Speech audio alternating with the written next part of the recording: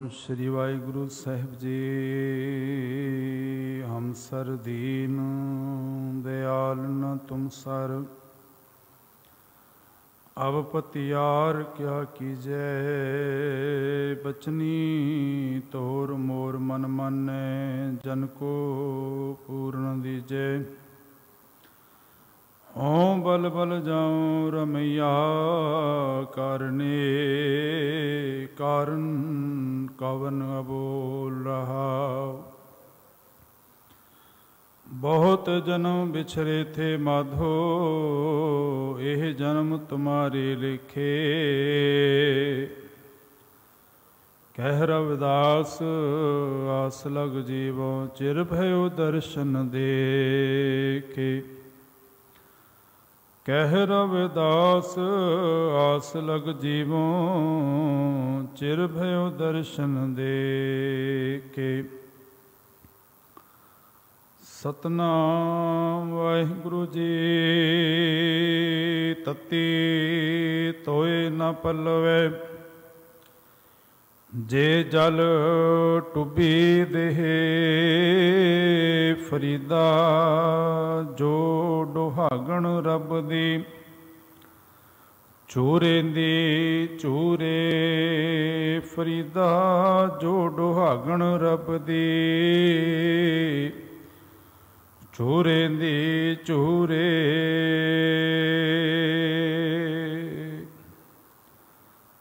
परम सन्मान जो सतगुरु हाजरा हजूर ज़ारा ज़हूर शब्द गुरु तन श्री गुरु ग्रंथ साहिब सच्चे पातशाह महाराज जी दी पावन पवित्र निगी गोद अंदर अमृत वेले दे पावन दरबार दियां हाजरियां भरे सतसंगी जनों, वड़ियां भागां वाले हो। जो सतगुरु पातशाह जी ने अपार कृपा करके अपनी पावन गोद अंदर जुड़ बैठन का पावन समा बख्शिया है। आप जियां ने रब्बी बाणी का कीर्तन सरवण किया है। समा है गुरमत विचारां दा। बाबा फरीद साहब जी की पावन बाणी, जिन्हां दे सलोकां दी विचार आरंभी हुई है। अज 62 नंबर का जो सलोक है, उस अंदर बाबा फरीद साहब जी ने रहमत की। आप जी सारे जिन्हां ने गुरु दरबार दे विच जुड़ बैठे हो, ते जड़ियां गुरु संगतां फेसबुक राही भी गुरु चरनां दे विच हाजरियां लगा रहीआं ने, मनोबिरतियां नूं इकागर करदिआं प्यार नाल आखो जी वाहिगुरू जी का खालसा, वाहिगुरू जी की फतेह। गुरदेव पातशाह जिथे रहमत करते ने बाबा फरीद साहब जी अज पावन बचन वो आखते ने कि तती तोए ना पलवै। तती तू पाओ जो गर्म है, तोए तू पाओ कि वो फसल जो पानी दे विच गर्म होके सड़ जाती है। बाबा फरीद साहब आखते ने ना पलवै, वो फिर वापस पलरदी नहीं। वो वापस फसल जड़ी है प्रफुल्लित नहीं होंदी। जड़ी फसल एक बारी पानी दे विच सड़ जाए, गर्म पानी दे अंदर टिकी हुई फसल भावें फिर वापस क्यों ना उसनों पानी होर दे विच रखिया जाए, उहदे च दोबारा फिर प्रफुल्लित होने वाला जो सुभाव है वो नहीं आ सकता। संसार दे अंदर जड़ियां होर रुतां ने, गर्मी दी, जेठ हाड़ दी, अत दी तपश तो बाद जे जमीन दे अंदर सोका होए, फसल सुक रही होए, ते सड़ी हुई फसल, सुकी हुई फसल भी जो कुमलाई हुई है, जे उसनों पानी मिल जाए वो फिर जड़ी है फसल जड़ी है अपने जोबन दे आ जाती है। इंज कह लवां फसल फिर भी जड़ी है वो प्रफुल्लित हो जाती है, फलन लग जाती है। पर बाबा फरीद साहब आखते ने कि जड़ी फसल पानी दे विच डुबी होए और सूरज दियां किरणां पानी दे उपर पैण ते कुछ समय बाद पानी गर्म हो जाए, पानी दे अंदर टिकी हुई, गर्म पानी दे अंदर टिकी हुई वो फसल सड़ जाती है। उस सड़ी हुई फसल नूं फिर भावें जितना होर मर्जी पानी दिता जाए वापस वो पलरदी नहीं। जदों कई वारी बाढ़ आदि आ जाती है, फसलों दे विच पानी खेतां दे जमा हो जाता है, ते खेत अंदर जमा होया पानी जे कई घंटियां तक पानी उस जमीन अंदर टिकिया रहे ते पानी गर्म होने दे नाल फसल कुमला के सड़ गई। उस तो बाद जितना होर मर्जी पानी दिता जाए वो फसल वापस पलरदी नहीं। पर सच ये है कि जे गर्मी की रुत अंदर फसल नूं पानी ना मिले, कुमलाण तो बाद फिर पानी दिता जाए वो फिर पलर जाती है। बाबा फरीद साहब ने अज के सलोक अंदर यही अजे पद अर्थ कर रहा, भावार्थ अगे जाके आपां करने ने। बाबा फरीद साहब आखते ने कि जे फसल नूं पानी दे डुबी हुए गर्म पानी दे सड़ी हुई नो जितना मर्जी पानी दिता जाए वापस वो पलरदी नहीं। पावन बचन ने कि तत्ती तोए ना पलवै, कि तत्ते पानी दे विच वो जो फसल है गर्म पानी दे अंदर टिकी हुई फसल फिर वो नहीं पलरदी। जे जल टुब्बी दे भावें जल दे अंदर उन्होंने डुबा ही क्यों दिता जाए बाद विच। ते अगे फिर बाबा फरीद साहब ने आख्या, फरीदा जो डुहागण रब दी, जो डुहागण वो जीव रूपी इस्त्री जिसने तन दे उपर कर्मां दा शिंगार ते कीता होया है। पर बाबा फरीद साहब आखते ने कि झूरे दी झूरे। हुण इत्थे पावन सलोक अंदर बाबा फरीद साहब ने रहमत की, आखन लगे जे इंसान जिसनों अजे तक बाणी का आसरा नहीं मिलिया, प्रभु की बाणी दे नाल गुरु घर की सेवा दे नाल नहीं जुड़िया, हो सकता है उदा पहला जीवन खुआरी विच होए, पहला जीवन उदा खुआर हो रहा होए, पर जदों बाणी दे नाल जुड़दा है, सेवा दे नाल जुड़दा है, सेवा सिमरन दी बरकत दे नाल उसदे जीवन दे विच रूहानियत आ जाती है। गुरु नानक सच्चे पातशाह ने जदों पाकिस्तान की पावन धरती जिन्होंने दीपालपुर कहा जाता, नौरंगे नाम का कोड़ी बाणी तो खुंजिया होया, बाबे नानक ने बाणी दे नाल जोड़िया ते उत्थे बचन किया सी कि जियो तपत है बारो बार, तप तप खपे बहुत बेकार, जै तन बाणी विसर जाए जू पक्का रोगी विल लाए। बाणी दे नाल जुड़ के जीवन अंदर वो रूहानियत आई ते सतगुर महाराज की कृपा दे नाल निरोग काया की दात ही प्राप्त हुई। पर अज सतगुरु बाबा फरीद साहब आखते ने कि जे बाणी नाल जुड़िया भी होए, भाव के किसी भी धार्मिक स्थान के उपर टिकिया भी होए, बाणी पढ़ के जप तप करके सिमरन करके भाव के पानी रूपी बाणी दे नाल जुड़ के भी जे मालिक दे ये सारे कर्म करके जे हिरदे अंदर हंकार किया ते रूहानियत नहीं। गुरुदेव पातशाह ने कि वो सारा किया होया जप तप कर्मां दा शिंगार सारा वो व्यर्थ चला जाता है, क्योंकि कीते कर्म जप दे पर नाल ही हंकार कर लिया। जो बाबा फरीद साहब ने रहमत की थी, आखन लगे कि तत्ती तोए ना पलवै, के पानी रूपी बाणी ते है, पर बाणी पढ़ के सेवा करके सिमरन करके हिरदे अंदर हंकार किया ते सतगुर आखते हैं कि उन्होंने थाना दे उपर भी बैठिया होया जीवन अंदर रूहानियत नहीं आई, सगों कर्मां दा ते चन उपर पाए हुए शिंगारां दे करके कीता हुआ हंकार जीवन नूं खुआरी वल लैके चला गया। अगली पंक्ति है जो डुहागण, दो पंक्तियां गुरबाणी दे आईयां ने, एक है सुहागण, एक है दुहागण या डुहागण। सतगुरु महाराज सुहागण दे बारे असी कहंदे आ, सुहागण वो है जिस दे सिर दे उपर साई है, जिसका सरताज है, जिसका पति है, या अध्यात्मिक तौर के उपर कह दिए जो पति वाली है, मालिक वाली है, असल दे वो सुहागण है। पर गुरबाणी जो दर्शन करते हाँ तो गुरुदेव आखते हैं कि धन फिर ये ना आखी है बैन इकट्ठे होए एक जोत दोई मूर्ति धन पिर कहिए सोए।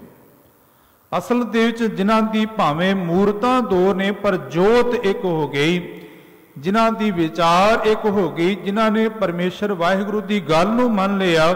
असल दे विच शरीर करके भावें दो होण पर उन्हां दी आत्मा जिहड़ी है एक हो गई। धन पिर ए ना आखियन बैन इकट्ठे होए एक जोत दोए मूर्ति धन पिर कहिए सोए। जग गुरुदेव धन गुरु अमरदास महाराज ने सुहागण के गुण बयान किए ने। गुरुदेव पातशाह आखते ने कि नानक सुहागण का क्या चिन्ह है, कि सुहागण जीव रूपी इस्त्री की की पछाण है, किवें पता लगे कि सुहागण है। ते गुरुदेव आखते ने कि नानक सुहागण का क्या चिन्ह है, अंदर सच मुख उजला। जिन्हां दे हिरदे अंदर सच है, जिन्हां दा मुख उजल है प्रभु दी बाणी दे नाल सिमरन करके खसमे माहे समाए ते खसम दे नाल मालक दे नाल एकमिक रहंदी है, असल दे ओ सुहागण है। पर अज बाबा फरीद साहब ने दुहागण दी गल कीती। दुहागण ते दुहागण दे बारे है कि जिहड़ी रब दे घर दे विच आंदी जरूर है, गुरु धामां दे उपर आंदी है, उन्हें बाहर तो कर्मां दा शिंगार जरूर किया होया। धर्म की दुनिया अंदर भावें धर्म के चिन्ह भी धारण किए होण, जप तप भी करदा होए, पर जप तप करदियां होइयां हिरदे अंदर हंकार होए, असल दे ओ दुहागण है। सतगुरु महाराज ने दुहागण के बारे भी कहा। सतगुरु आखते हैं कि दुहागणी क्या निशानियां, कि दुहागण जीव रूपी इस्त्री की की निशानी है। दुहागणी क्या निशानियां, खसमों पुथियां फिर नहीं माननियां।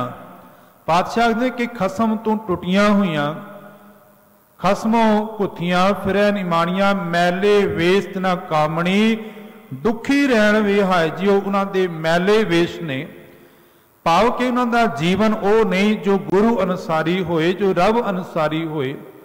मैले वेस्त ना कामणी दुखी रहन विहाय जो, ते सारी उम्र दुखों दे विच ही झूरदियां होइयां ही उन्हां दी उम्र जिहड़ी है बतीत हुंदी है। सतगुरु महाराज ने पट्टी दे अंदर, पट्टी बाणी दे अंदर भी ये पावन बचन कीते ने। गुरुदेव आखदे ने कि नन्हे नन्हे शब्द तो कि नन्हे नाह भोग नित भोगे, ना डिठा ना संभलिया। ये असल दे दुहागण दी गल है। नन्हे नाह भोग नित भोगे, दुनिया दे सारे भोग भोगने, दुनिया दे सारे सुख भोगने। कि नन्हे ना भोग नित भोगे, ना डिठा ना संभलिया। गली हो सुहागण भैणे, कंत ना कब हूं मैं मिलिया। कि गल्लां दे नाल ते असी अपने आप नूं सुहागण अखवाईए। जो कल भी अर्ज कीती सी बाबा नानक दा बचन, गुरुदेव आखदे कि गल्ली असी चंगियां आचारी बुरियां। कि गल्लां दे नाल ते असी अपने आप नूं धर्मी अखवांदे हां, कि असी बड़ा जप करते हाँ, बड़ा तप करते हाँ, साडी वर्गी सेवा कौन कर सकदा है। गुरुदेव आखदे कि गल्ली हो सुहागण भैणे, कंत न कब हो मैं मिलिया। पर कंत दे नाल, मालक दे नाल रूहानियत की कदे सांझ ही नहीं पाई। रब दे नाल ते कदे गल्लां कीतियां ही नहीं, केवल बाहर तो तन दे उपर धर्म का शिंगार किया हुआ है। ते देखो सतगुरु महाराज की पावन बाणी दे विच 3 शब्द आंदे ने। उथे गुरुदेव ने शब्द वरते ने, एक है कुचज्जी, एक है सुचज्जी ते एक है गुणवंती। ये 3 प्रकरण गुरु साहब ने पावन बाणी दे विच अंकित किए ने। ते उन्हां दे चों अज कुचज्जी दे चों एक शब्द जो दुहागण की गल असी कर रहे हैं। कुचज्जी बाणी दे विचों वो बचन आंदे ने। गुरुदेव आखदे ने कि सोयना रूपा रंगूला, मोती तै माणक जियो।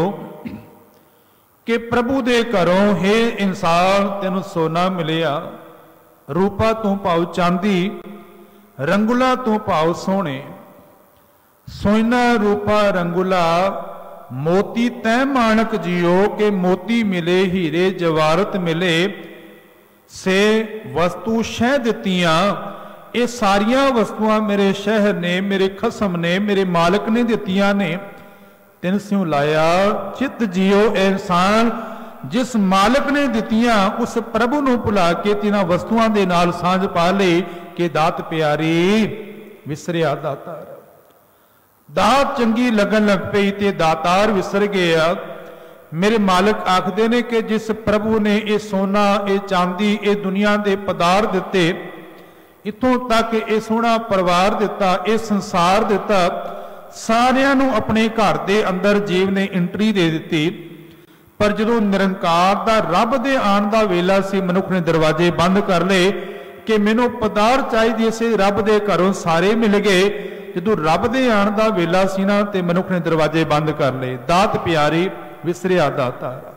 दाता नूं ते सांभ लिया पर दाते नूं कदे याद ही नहीं कीता। गुरुदेव आखदे ने कि सोयना रूपा रंगुला मोती तै माणक जियो से शह वस्तु दित्तियां। तिन स्यों लाया चित जियो इंसान तो उन्हां दे नाल चित लाया हुए। ते इतिहास ते एक गाथा आंदी है महाराजा रणजीत सिंह जदों गढ़ शंकर दे इलाके दे विच जंग लड़न लई जा रहे सन ते सेवा पंथी बाबा बुद्धू जी सन। उन्हां दे कोल गए, आखन लगे महापुरुषो अरदास करो, जंग दे जा रहे आ, जित हासिल होए। धन गुरु ग्रंथ साहिब सच्चे पातशाह दे चरनां दे अरदास कीती।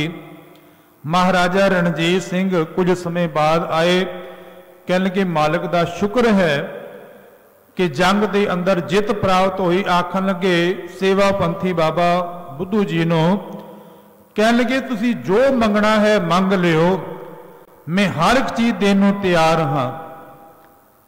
ते सेवा पंथी बुद्धू जी किसी की मुताजगी नहीं महापुरुषां नूं। वो कहन लगे महाराजा रणजीत सिंह जदों अरदास करन गुरु के चरनां दे आया सी ते मंगता बन के आए कि मेरी अरदास करो कि जंग दे अंदर मैं जित प्राप्त कर लवां। मंगता बन के आया, तू दाता कदों बन गया? जी अज तू देण वास्ते आ गए कि की चीज की लोड़ है, मैं देण नूं तैयार हाँ। कि मंगता बन के आया ते अज कुछ प्राप्त होया ते अज तू दाता बन गए। इस दर दे उपर आके नक मस्तक के घोके तू कुछ भी भेटा कर, पर हंकार कदा करदे उस मालिक दियां दित्तियां हुईयां सारियां दातां ने। जो सतगुरु महाराज आखदे ने कि सोयना रूपा रंगुला मोती तै माणक जियो शेष वस्तु शह दित्तियां तिन स्यों लाया चित जियो। आज गुरुदेव पातशाह जो इस पावन बचन अंदर बाबा फरीद साहब जी रहमत करके समझाते ने, आखदे ने कि तत्ती तोए ना पलवै, जिस बाणी दे नाल, जिस सिमरन दे नाल हिरदा निमरता दे घर दे विच, हलेमी दे घर दे आके जिस हिरदे अंदर गुण पैदा होने सन, उस बाणी दे नाल जुड़ के, धार्मिक स्थान दे नाल जुड़ के ए इंसान जे तेरे हिरदे अंदर उन्हां कर्मां दा हंकार पैदा हो गया ते तेरी हालत भी उस फसल वर्गी है जो पानी दे विच रह के ही सड़ जाती है, पानी दे अंदर ही रह के कुमला जाती है, फिर उसनूं कोई आसरा नहीं। क्योंकि जिस बाणी ने, जिस सिमरन ने, जिस नाम ने तेनों पवित्र करना सी। देखो सच है गुरु धाम होण, भावें कोई मंदिर है, भावें मस्जिद है, सारे मुबारक ने। जिथे आके जीव नूं शांति प्राप्त होनी सी, जिथे अंदर दी आके रूहानियत प्राप्त होनी है, जिथे आके गुणां दी प्राप्ति होनी सी, उथे आके जे जीव हिरदे अंदर हंकार पैदा कर ले, विकारां दा जीवन अंदर प्रवेश हो जाए, तो सतगुर आखदे ने कि उस जीव की हालत उस फसल वर्गी है जो सड़े हुए पानी, गर्म पानी के अंदर आके अपना आप खुआर कर लिया। हुण भावें जितना मर्जी पानी पाया जाए, उहदे अंदर वापस वो रूहानियत नहीं आती।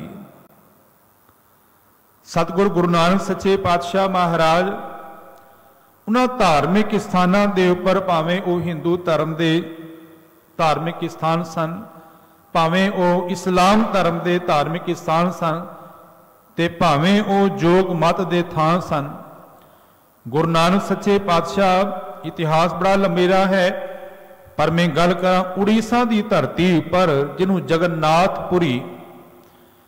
जगन्नाथपुरी गुरु नानक सच्चे पातशाह गए ते उत्थे कल जुगी पांडा जिहड़ा है लोकां नूं भरम दे नाम दे उपर कर्म कांडां दे अधीन लोकां नूं भरमां दे च पाई जा रही है। लोग उस कल जुगी पांडे दे सामने बैठे ने, वो अखां नोट के बैठा हुआ ते कह रहे कि तुहाडे बजुर्गां दे नाल भावें वो शिवपुरी दे विच ने, भावें वो इंद्रपुरी दे विच ने, भावें वो ब्रह्मपुरी दे विच ने, उन्हां दे नाल मेरी गल हो रही है। हुण गुरु नानक सच्चे पातशाह उत्थे गुरमत दा सिद्धांत साकी वल नहीं, केवल गुरमत दा सिद्धांत गुरु नानक सच्चे पातशाह ने उत्थे शब्द वरते आ धनासरी राग अंदर के काल नाही। गुरुदेव आखदे ने कि यह मनुखी जन्म मिलिया है प्रभु की भगती करने लई, ये नाटक चेटक कर ले, कर्म कांडा वास्ते ये जन्म नहीं मिलिया। काल नाही जोग नाही, ये जो ढंग है ये जोग दा मिलाप दा ढंग नहीं है, ना ही सत का ढब, ना ही ये उच्चे आचरण का चंगे किरदार का कोई ढंग है। काल नाही जोग नाही सत का ढब, थानष्ट जग भरिष्ट होए। थानष्ट कहना थान नूं, इत्थे गुरुदेव पातशाह ने हिरदे रूपी थान की गल की कि वह हिरदा रूपी थान भरिष्ट हो रहे ने। ते साध संगत सच ये भी है कि वह मुबारक पाक स्थान ने, भावें मंदिर ने, भावें मस्जिद ने, भावें गुरुद्वारे ने, भावें गिरजाघर ने, पर जे उत्थे केवल कर्म कांडां दा ही बोलबाला हो जाए तो वह थान भी भरिष्टे जाते ने। ते बाबे नानक ने 4 उदासियां वेले उन्हां थावां दे उपर जाके लोकां नूं कर्म कांडां तो बाहर कढिया कि जिन्हां लोकां दी जिम्मेवारी सी लोकां नूं सच दा होका देण लई वो आप विकारां दे अंदर गलतान ने। गुरुदेव पातशाह ने कि काल नाही जोग नाही, ना ही सत का ढब, थानष्ट जग भरिष्ट होए। वो सारे थान भरिष्ट हो रहे ने, भावें हिरदा रूपी घर है, विकारां दे विच ही सतगुर आखदे ने कि भरिष्ट हो रहे है। डूबता इव जग, क्योंकि गुरुदेव आखदे ने कि कल मैं राम नाम सार, कल दे अंदर जगत अंदर राम दा नाम ही सब तो श्रेष्ठ है। अखी ता मीटै नाक पकड़े, गुरुदेव आखदे कि अखी ता मीटै नाक पकड़े, ठगण को संसार, लोकां नूं ठगण लई ये कर्म करी जा रहे ने। आठ सेती नाक पकड़े, सूझते 3 लोए। आठ तो नाल भाव के 2 उंगलियां एक अंगूठे दे नाल नक पकड़ के कहंदे ने साडी समाधि लग गई है। 3 लोकां दी सानू सोझ आ रही है, पर गुरुदेव ने जो पिछे लोटा रखवाया सी मरदाने कोलों, वो पिछे रखिया हुआ लोटा नजर नहीं आया ते कल पिया सी कलयुगी पांडा। सतगुर आखदे ने कि आठ सेती नाक पकड़िया, सूझते 3 लोए, मगर पाछा कछ ना सूझे। पिछे पिया होया कुछ सुझदा नहीं, ये पदम अलोए कैसा आसन है तुहाडा। उत्थे ही गुरु नानक सच्चे पातशाह जगन्नाथपुरी उड़ीसा का जो मंदिर है, जिसनों जगत दे नाथ का मंदिर किया जाता है, जिथे आरती हुई सी, बाबा नानक उत्थे गए। हुण उस आरती दे अंदर गुरु नानक सच्चे पातशाह शामिल नहीं होए ते पंडित कहन लगे, बाबा नानक एकादशी का दिहाड़ा तुहानूं विशेष तौर पर बुलाया, पर तुसीं आरती अंदर शामिल नहीं होए। बाबा नानक कह लगे तुसीं केवल सोच रहे हो कि मंदिर दे विच ही रब की आरती हो सकती है, तुहाडा भरम है। रब ते कणके कणके अंदर वसिया होया, सारी सृष्टि की आरती कर रही है। ते गुरुदेव ने शब्द गाया सी कि गगन में थाल रव चंद दीपक बने, तारका मंडल जनक मोती। सारी इहदी व्याख्या मैं आप नाल सांझी कीती हुई है। गुरुदेव ने उत्थे भी लोगों को समझाया कि वो थां मुबारक ने, पर उत्थे सच का उपदेश दृढ़ करवाया जाए। नहीं तो गुरुदेव आखते ने कि नाम दे नाल जुड़ के रूहानियत मिलनी सी, लेकिन कर्म कांडा और होंद दे आसरे जीवां दा जीवन भ्रिष्ट हो रहे है, विकारा अंदर खुआर हो रहे है, उन्हां दी फसल सुकी जा रही है। ते जे हरि दे मंदिर दे विचों भगतां नूं धक्के पे ना, इतिहास कहता है भगत नामदेव जी भगत नामदेव नूं पंडितां ने कहा कि मंदिर दे पर साडा अधिकार है, तू नीवी कुल दा है, नीवी जात है, तेनू कोई हक नहीं है। ते भगत नामदेव नूं धक्के मार के हरि दे दर दे उपरों पौड़ियां दे थल्ले ला दिता गया। पर मेरे मालिक ने ऐसी रहमत की कि जिस हरि दे मंदिर दे विचों भगत नामदेव नूं बाहर कढ़िया, रब ने वो देवरे घुमा दिते। विद्वानां दी राय है कि सोच बदल गई लोकां दी, पर कहण दा भाव कि जे हिरदे अंदर रबी नाम वस जाए, रब दी सच्ची सुची सिफत सलाह वस जाए, ते मालिक जिन्हां थावां दे उपर कहंदे ने कि साडा थां है, पर हिरदे अंदर सच ना हो, रब ने वो थां भी घुमा के रख दिते ने। ते धन गुरु अर्जुन देव पातशाह नूं पुछो ना, धन गुरु अर्जुन देव महाराज कहण लगे, नामदेव इन्हां लोकां ने तेनों हरि दे मंदिर दे चों धक्के मार के बाहर कढ़े है, मैं तेनों ऐसी थां पर बिठा देवांगा, कोई चाह के भी तेनों हरि दे मंदिर तेनों बाहर नहीं कढ़ पाएगा। गुरु अर्जुन देव पातशाह ने भगत नामदेव नूं ते होर उन्हां भगत साहिबान 15 भगत साहिबान नूं गुरु ग्रंथ साहिब महाराज की पावन बाणी के अंदर सुशोभित करके उन्हां दी पावन बाणी अंकित कर दी ते जुगो जुग अटल कर दिता। पर जिन्हां दे हिरदे अंदर नाम है, पर अज भगत भीखन जी, खिमा करना भगत अज बाबा फरीद जी कहते ने, जे हिरदे अंदर नाम नहीं ते तू कोल समुंदर दे उपर रहिंदिया होया भी प्यासा बैठा है।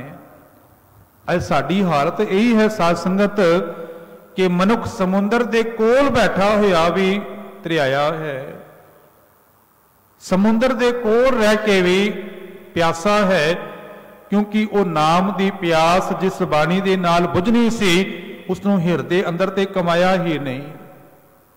तत्ती तोए ना पलवै,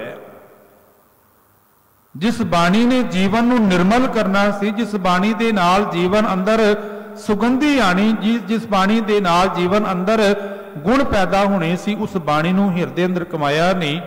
श्रीमान भाई साहब भाई गुरदास जी का एक कविता आपना साझा करके मैं समाप्ति वल होवां। भाई गुरदास जी कहते ने कि पुराने समय अंदर, अजोके समय अंदर तो चलो अजकल माला वरतदे नहीं, ते माला वरतन वेले एक मारू मणका होंदा है जो सब तो श्रेष्ठ होंदा है, सब तो वड्डा होंदा है। हालांकि गिणती मिणती ने नहीं, जदों मनुख गिणतियां अंदर पै गया कि मैं इतने पाठ किते, इतने जपजी साहब दे कीते, चौपाई साहब जी दे कीते, इतनी बार मूल मंत्र कीता, ते सच जानो जे रब ने साडे कर्मां दी गिणती मिणती कर ली ते लेखा नहीं दिया जाना। वो साधन सी हाथ दे च रख के कि हाथ च रखी हुई माला रब दा नाम चेते रहे, पर अज लोकी गिणतियां मिणतियां वाल तुर पे ने। खैर मैं अपने सब्जैक्ट वाल आवां। मारू मणका जब वो बनी हुई सारी माला दे सारे मणके गिणे जाते सन, पर मारू मणके की गिणती नहीं सी होंदी। भाई गुरदास जी आखते ने कि उस माला दे सारे मणकियां दे विच अपने अपने धर्म के मुताबक कोई वाहिगुरु कहता है, कोई राम कहता है, कोई खुदा कहता है, सारे मणकियां दे उपर हाथ रख के रब दा नाम लिया जाता है, पर मारू मणके दे नूं गिणती ही नहीं होती। मनुख तू जप तप करके हंकार ना करने, तेरी अवस्था उस मारू मणके वर्गी ना होए कि तेरी रब दे दर दे उपर गिणती ही ना होए। फिर भाई साहब गुरदास जी ने अगली पंक्ति अंदर आख्या कि सिमल दा रुख बड़ा उच्चा है, बड़ा उच्चा लंबा है, बड़ा मोटा वो दरख्त है, पर जड़े पक्षी आते ने आसा की वार के अंदर बाबा नानक ने भी किया है कि सिमल रुख सरायरा अत दीर्घ अत मुच ओए जे आवे आसकर जाहि निरासे कित। जो तोते आए उन्होंने आके फल खादे, फल फिके फुल बक बके, काम ना आवे पत, निराशता ही मिली, उच्चा जीवन दे के आए कि हो सकता है कि बड़ा चंगा लिबास पाया हुए धर्मी है, पर हिरदे अंदर गुण नहीं पैदा होए ते हालत उस सिमल दे रुख वर्गी है। फिर भाई गुरदास जी गल करते ने इल दी। हुण इल आकाश ते उड़दी है ते कई बारी इतनी उच्ची उड़दी है अखां तो ओझल हो जाती है। ते गुरबाणी दे विच गुरु साहब ने पावन पंक्ति अंकित की है। महाराज आखदे ने फिरदी फिरदी दाह दिशा जल पर्वत बन राए जिठै जिठा मृतको इल बैठी आए। इल सारी आकाश के उपर उड़ती है, जल के उपर, पर्वत के उपर, पहाड़ों के उपर, वनस्पति के उपर, पर दृष्टि कितनी नीवी है कि जिथे जिठा मृतको इल बैठी आए। जिथे मृतक देखिया, जिथे पिंजर देखिया, उड़ती बड़ी उच्ची है पर दृष्टि जिहड़ी है वो मास के उपर है, वो पिंजर के उपर है। दृष्टि तेरी इस तरह की ना होए। अखीर दे आखदे ने कि ढोलकियां बजाइया, वाजे बजाए, बड़ा उच्चा आलाप भी लिया, पर जे गुरु का बचन हिरदे अंदर नहीं कमाया तो वह सारा किया हुआ कर्म नेफल है, व्यर्थ है। आज बाबा फरीद साहब जी ने जो दुहागण की गल की कि कर्मां दा धर्मां दा श्रृंगार करके, चिन्ह धारण करके, बाहर का लिबास धारण करके, पोशाक तो पाई हुई लोगों दियां नज़रां दे हो सकता है तू सुहागण होए, पर रब ते जानदा है ना। गुरुदेव आखदे ने कि हालत यह है कि फरीदा जो दुहागण रब दी कि बाहरों जप तप सिमरन दा श्रृंगार दा कर्म ते कीता, पर नाल ही हंकार कर लिया, ते जो दुहागण रब दी चूरे दी चूरे। एक बारी फिर पंक्तियां उच्चारण करते हैं। बाबा फरीद साहब आखिए कि तत्ती टोए ना पलवै जे जल टुब्बी दे। पानी दे अंदर वो फसल सड़ जाती है पानी की गरमाइश करके, या पानी गर्म होने करके, तो फिर जल के अंदर क्यों टुब्बी दी जाए, वापस वो प्रफुल्लित नहीं होती, मोलदी नहीं। जे कोई गुरु धाम दे विच ਜਾਂ कह लवां कि धार्मिक स्थान के नाल जुड़िया होया जप तप का कर्मां का श्रृंगार करके हंकार करता है, तो उसकी हालत भी उस फसल वर्गी है कि पानी रूपी बाणी दे विच रहिंदियां होइयां भी जीवन खुआरी दे विच ही रहिंदा है। जो जो हागण रब दी झूरेंदी झूरे, झूरदियां होइयां सारा जीवन उहदा अजाई चला जाता है। सतगुर कृपा करन वो पावन बचन जो धन गुरु अमरदास पातशाह आखते ने कि सो सिख सखा बंदप है भाई, जे गुर के भाणे विच आवे अपने भाणे जो चले भाई, विछुड़ चोटा खावे। गुरु के बचनों जीवन का आधार बना लीए। बोलदे हां बेअंत भुल्लां गुरु समर्थ है, संगत बख्शण योग है, बख्श देना जी। आखो प्यार नाल वाहिगुरू जी का खालसा